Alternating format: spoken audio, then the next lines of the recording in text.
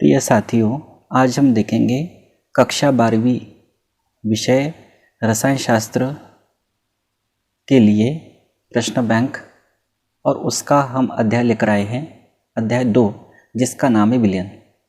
इसके अंक 5 है और इसमें से 2 नंबर का एक प्रश्न आएगा और एक प्रश्न आएगा 3 नंबर का।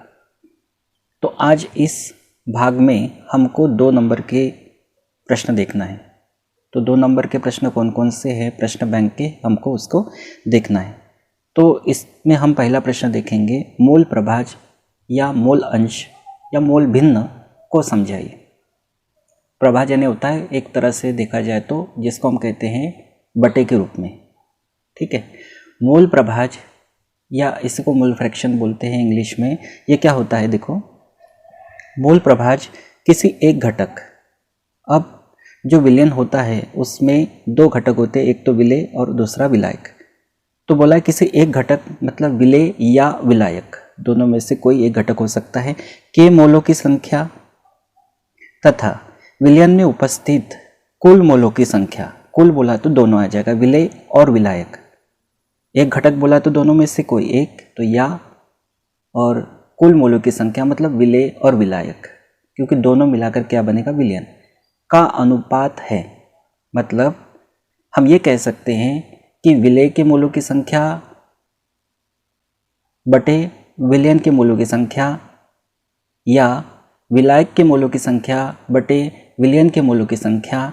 तो ये जो अनुपात है जो बटे के रूप में है, इसको हम कहते हैं मूल प्रभाज, और इसको प्रदर्शित करते हैं x से। अब इसको समझाने के लिए बोला है, समझाने का मतलब है परिभाषा दे दो और थोड़ी बहुत उसकी जानकारी दे दो, और हो सके तो सूत्र दे दो। 2 नंबर लायक लिखना है, जितना आप लिख सको, परिभाषा से भी काम चल सकता है। अब बात आती है इसके मात्रक की। मूल प्रभाज जो है इसमें होता क्या है, तो मोलों की संख्या का यह अनुपात होता है। मतलब जैसा कि मैंने आपको बताया, विलेय के मोलों की संख्या बटे विलयन के मोलों की संख्या, या विलायक के मोलों की संख्या बटे विलयन के मोलों की संख्या। तो ये जो है एक तरह से मोलों की संख्या का अनुपात होता है। और मोलों की संख्या का अनुपात जब है, तब उस स्थिति में जब समान राशियों का अनुपात अगर कोई पद होता है तो उसका कोई मात्रक नहीं होता। तो ये मोलों की संख्या का अनुपात है, तो मोलों की संख्या से मोलों की संख्या कैंसिल हो जाएगी, तो हम ये कह सकते हैं कि इसका कोई मात्रक नहीं होता, मूल प्रभाज का कोई मात्रक नहीं होता। अब यहाँ पे कहा गया द्विअंगी विलयन। द्विअंगी विलयन का मतलब होता है ऐसा विलयन जिसमें 2 अवयव हो, एक विलेय और दूसरा विलायक। इसमें 2 घटक हो या 2 अंग हो, 2 अवयव हो। तो एक घटक हम ए को मान लेते हैं, एक बी को मान लेते हैं। आप मान लीजिए कि ए आपका विलायक है और बी विलेय है। इनके मोलों की संख्या क्रमशः, अगर हमने ए को विलायक माना तो इसके मोलों की संख्या Na होगी, जहाँ Na को हम कहेंगे विलायक के मोलों की संख्या, आपके मानने के ऊपर है, और Nb विलेय के मोलों की संख्या होगी।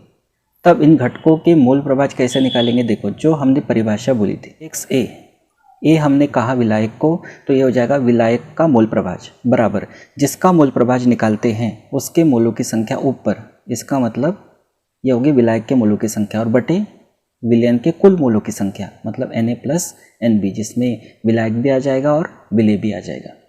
इसी प्रकार XB होगा विलेय का मूल प्रभाज बराबर विलेय के मोलों की संख्या बटे विलयन के कुल मोलों की संख्या। तो कहने का मतलब है परिभाषा फिट होती है कि जो घटक आप लेते हो उसके मोलों की संख्या ऊपर और बटे कुल मोलों की संख्या नीचे।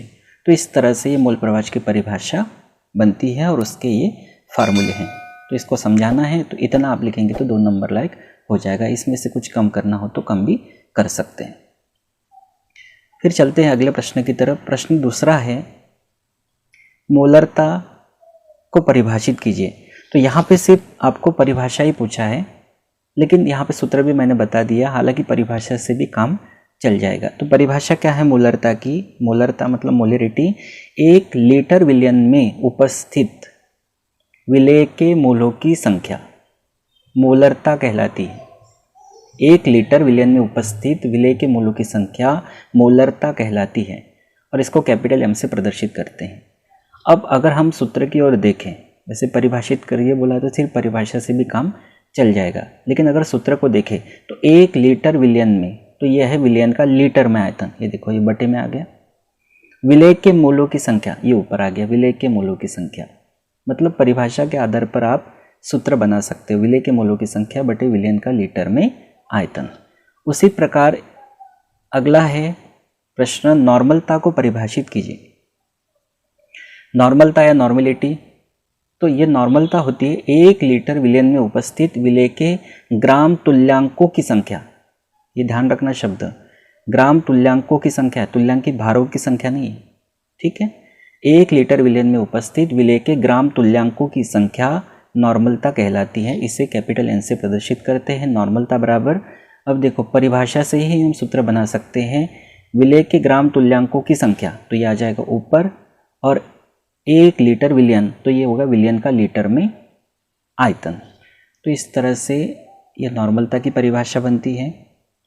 वैसे प्रश्न जैसा बोलता है वैसे ही आप लिखो। अगर बोलता है इसे परिभाषित कीजिए तो सूत्र नहीं लिखा तो भी चलता है, क्योंकि पूछा ही नहीं है।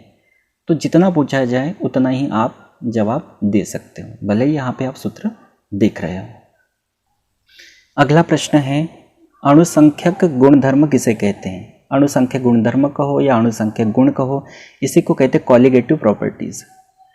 तो अणुसंख्यक गुणधर्म जैसा कि आप जानते हैं विलयनों के होते हैं, तो विलयन के अणुसंख्यक गुण या अणुसंख्यक गुणधर्म वे गुण हैं जो विलय के कणों की संख्या पर निर्भर करते हैं, न कि उनकी प्रकृति पर।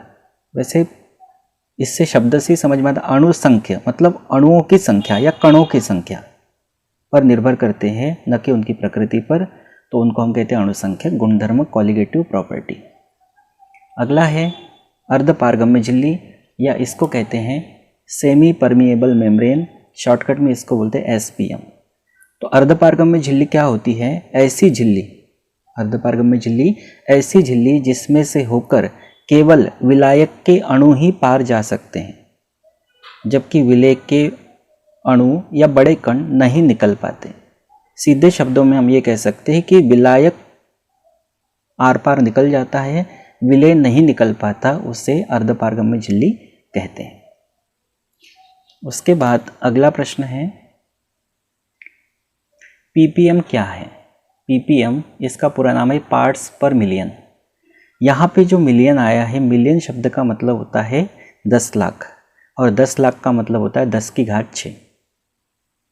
अब इस विधि का उपयोग अति तनु विलयन में विलय की सांद्रता व्यक्त करने में किया जाता है। अति तनु विलयन मतलब जिसमें विलय की मात्रा बहुत ही कम हो, ऐसे विलयन को हम कहेंगे अति तनु विलयन। तो इस विधि का उपयोग अति तनु विलयन में विलय की सांद्रता व्यक्त करने में किया जाता है, ठीक है। और साथ में मैंने आपको बताया कि मिलियन मतलब होता है 10 लाख, यानी 10 की घात 6 के रूप में उसको हम कह सकते हैं। अब इसकी परिभाषा देखो क्या है, किसी घटक का वह भाग, किसी घटक का मतलब या तो विलय का हो सकता है या विलायक का हो सकता है। किसी घटक का वह भाग जो विलयन के 1 मिलियन, 1 मिलियन मतलब 10 लाख, किसी घटक का वह भाग जो विलयन के 1 मिलियन यानी 10 लाख भाग में उपस्थित होता है, उसकी PPM में सांद्रता कहलाता है। अब इसको उदाहरण से आप समझ सकते हो। जैसे हमने कहा कि दिल्ली शहर में SO2 गैस है, सल्फर डाइऑक्साइड, इसका सांद्रण अगर हमने कह दिया उदाहरण के लिए कि 10 ppm है। 10 ppm का मतलब होता है 10 पार्ट्स पर मिलियन, यानी पर मिलियन में, प्रति मिलियन में 10 भाग, और मिलियन का मतलब होता है 10 की घात 6। तो हम ये कह सकते हैं कि 10 की घात 6 सेंटीमीटर क्यूब वायु में, यानी इतनी वायु में इतना सेंटीमीटर क्यूब या क्यूब सेंटीमीटर SO2 गैस होगी। इस वाक्य के आधार पर मैं कह रहा हूँ, यानी इसका मतलब यह है कि 10 की घात 6 सेंटीमीटर क्यूब वायु में 10 सेंटीमीटर क्यूब यानी 10 पार्ट, 10 भाग, 10 सेंटीमीटर क्यूब SO2 गैस उपस्थित है, हम ये कह सकते हैं, ठीक है। तो जरूरी नहीं कि 10 की घात 6 सेंटीमीटर क्यूब ही वहाँ वायु होगी, वायु ज़्यादा होगी मतलब रेशो ये होगा, अगर 10 ppm बोला तो यानी 10⁶ सेंटीमीटर क्यूब में इतनी वायु, इतना SO2 गैस होगी। तो उसके आधार पर आप ज़्यादा के लिए निकाल सकते हो। अच्छा, ppm जो है, इस ppm का उपयोग हम कहाँ कहाँ करते हैं? इसका उपयोग हम जल की कठोरता को व्यक्त करने के लिए, यानी जल कितना कठोर है, उसमें कैल्शियम और मैग्नीशियम की मात्रा कितनी है, ठीक है, तो जल की कठोरता को पता करने के लिए, या वायुमंडल में प्रदूषण कितना है, ये देखो SO2 गैस है, ये वायुमंडल को ये भी प्रदूषित करती है, तो इसको भी हम ppm में व्यक्त करते हैं। तो जल की कठोरता, वायुमंडलीय प्रदूषण इत्यादि को ppm में व्यक्त किया जाता है। तो ये ppm है, इसको भी आप तैयार कर लेना।